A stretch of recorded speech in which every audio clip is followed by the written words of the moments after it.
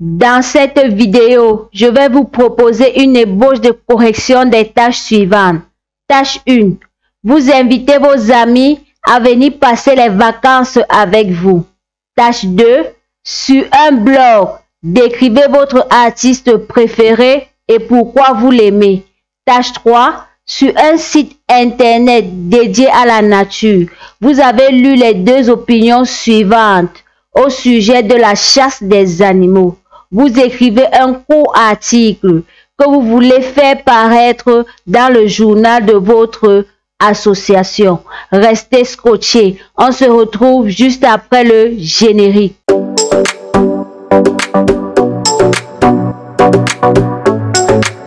Bonjour à toutes et à tous. Aujourd'hui, nous allons vous proposer une ébauche de correction des différentes tâches de l'épreuve d'expression écrite. Suivez attentivement. Je vous invite à vous abonner, liker et partager. Tâche 1. Vous invitez vos amis à venir passer les vacances avec vous. Le nombre de mots est compris entre 60 et 120 mots. Toujours vous rapprocher du maximum. Correction. Bonjour les amis. Les vacances approchent à grands pas et je profite de l'occasion pour vous inviter à venir passer les vacances d'été avec moi à Marseille. En effet, c'est une ville dynamique et de nombreuses activités sont disponibles pendant cette période.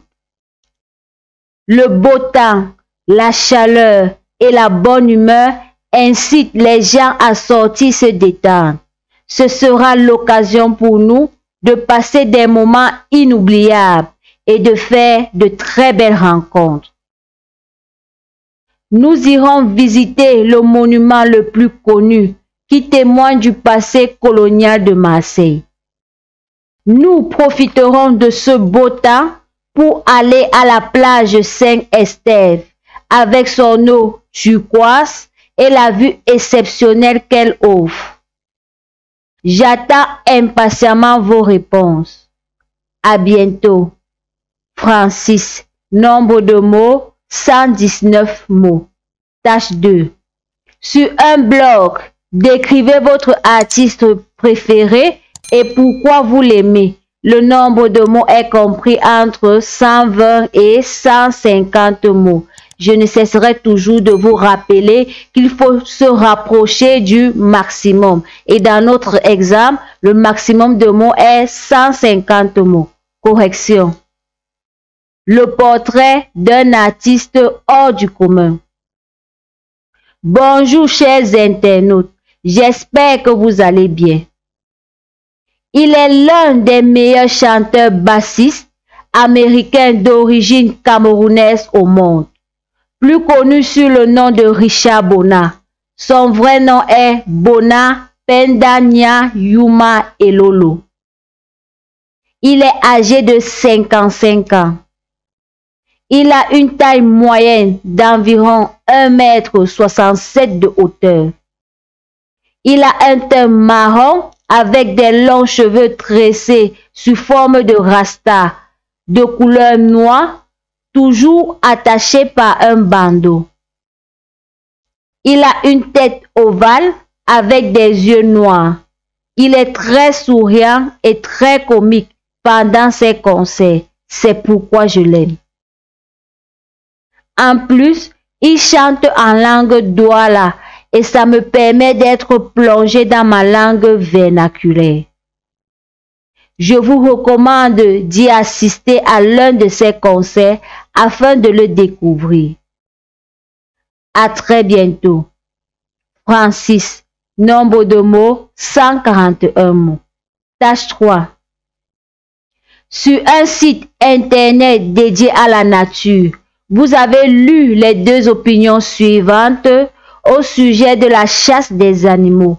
Vous écrivez un court article que vous voulez faire paraître dans le journal de votre association francophone. Document 1. Je suis de ceux qui n'arrivent pas à comprendre comment l'on peut prendre du plaisir à tuer des animaux. Je suis de ceux qui n'arrivent pas à comprendre comment on peut prétendre aimer la nature alors qu'on la détruit.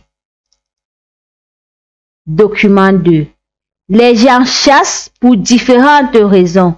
La subsistance, le commerce, la conservation et l'aménagement de la faune, la protection de la propriété, l'exercice, le loisir et le prestige. Correction. La chasse des animaux. Depuis des années, la chasse des animaux fait l'objet de nombreuses controverses entre partisans de son interdiction et pratiquants. Pour certains, la chasse ne peut être compatible avec la conservation de la biodiversité. Par contre, d'autres prennent plaisir à chasser et la considèrent comme une forme de distraction, de prestige social. À ce sujet, il est impératif de reconnaître que la pratique de la chasse est plus néfaste qu'avantageuse. Tout d'abord, la chasse a un impact délétère sur l'environnement ou la faune, car responsable de l'extinction de nombreuses espèces de mammifères tels que les renards ou les cerfs. Ensuite, elle est responsable de la mort des êtres humains.